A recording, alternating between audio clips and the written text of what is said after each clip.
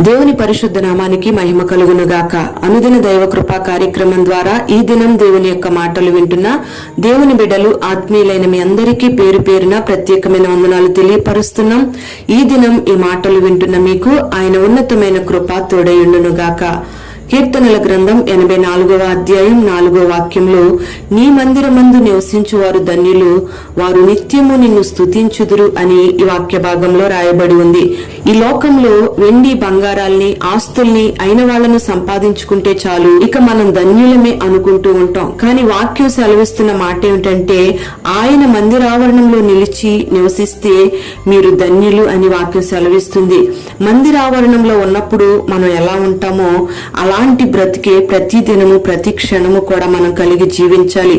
అప్పుడే మనం ధన్యులంగా మార్చబడతాం, దేవునికి ఇష్టమైన పాత్రలుగా మలచబడతాం.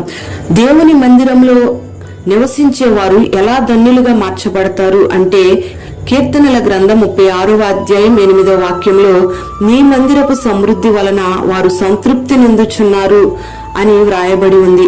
ఆయన మందిరంలోనే మనకు సమృద్ధి దొరుకుతుంది. సమృద్ధి అంటే ఏది తక్కువ కాకుండా అనుగ్రహించబడుతుంది. ఇది లేదు అనే మాట వినబడకుండా సమస్తము కూడా మనకు అనుగ్రహించబడుతుంది.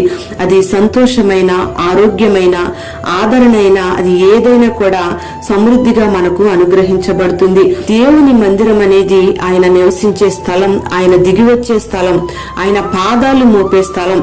మరి ఎవరైతే ఆయన సన్నిధిలో మోకరించి ప్రార్థన చేస్తారో ఆయన ప్రార్థించిన ప్రతి వారికి కూడా సమృద్ధిని అనుగ్రహిస్తాడు.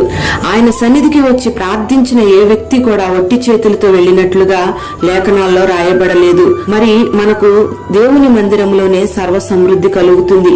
దేవుని మందిరంలో ఉత్తరాలు రాసి దాన్ని పరచి ప్రార్థన చేసిన రాజులు గొప్ప విజయాల్ని చూశారు. ఆయన సన్నిధిలో దుఃఖంతో వచ్చిన వాళ్ళు సంతోషంగా వెళ్లారు. దేవుని మందిరంలోకి వచ్చిన రోగులైనా, బాధలతో వచ్చిన బలహీనులైనా ఎవరైనా సరే స్వస్థత పొందుకొని వారి బాధలకు నివారణ పొందుకొని వెళ్లారు. మరి దేవుని మందిరంలో నిలిచి ఉంటే సమృద్ధిని మనం అన్ని విషయాల్లో అనుభవిస్తాం. రెండవదిగా మనం గమనిస్తే, కీర్తనల గ్రంథం 65వ అధ్యాయం 4వ వాక్యంలో, నీ మందిరములోని మేలు చేత తృప్తి పొందేదము అని ఈ వాక్య భాగంలో రాయబడి ఉంది.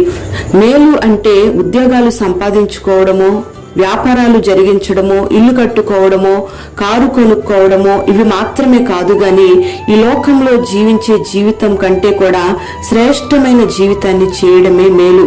దేవుని మందిరంలో నిలిచి ఉన్న వాళ్ళు అనేక మంది భక్తిగా జీవిస్తారు. భక్తిగా జీవిస్తున్న విశ్వాసులను పిలువబడుతున్న వారికి, లోకస్తులందరికీ కూడా వ్యత్యాసం కనబడాలి. ప్రియ దేవుని బిడ్లారా, నువ్వు దేవుని మందిరంలో ఒక విశ్వాసిగా జీవిస్తూ ఉంటే నీకు ఏది తిన్నా వంట పడుతుంది.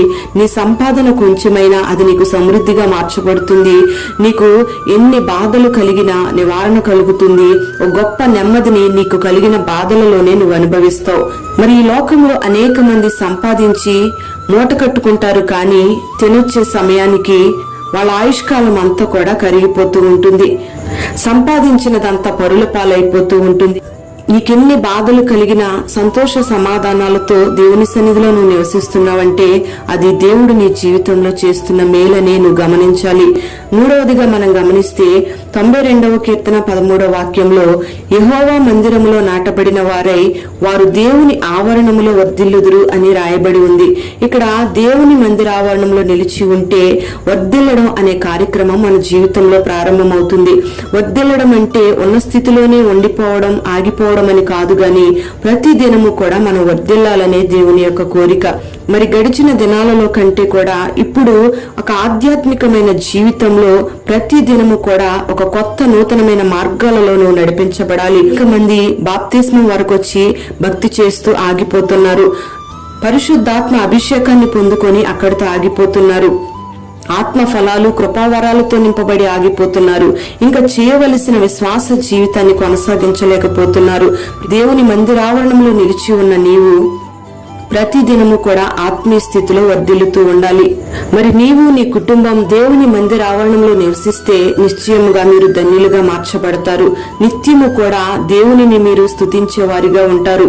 మరి ఈ లోకంలో ఉన్న వాటి వైపు చూడకుండా, ఈ లోకంలో కలుగుతున్న వైభవాల వైపు మీరు చూడకుండా దేవుని మందిరావరణంలో నిలిచి దేవుని సన్నిధిలో ఉన్న సమృద్ధిని అనుభవిస్తూ దేవుని సన్నిధిలో ఉన్న మేలులను మీరు పొందుకుంటూ దేవుని మందిరావరణంలో నాటబడి వర్ధిల్లినట్లయితే నిశ్చయముగా మీరు ధన్యులుగా మార్చబడతారు. మరి అటువంటి ధన్యకరమైన జీవితాన్ని దేవుడు నీకు నీ కుటుంబానికి అనుగ్రహించునుగాక. నిత్యము ఆయనను స్తుతించే ప్రజలుగా మీరు నిలిచి ఉందరుగాక.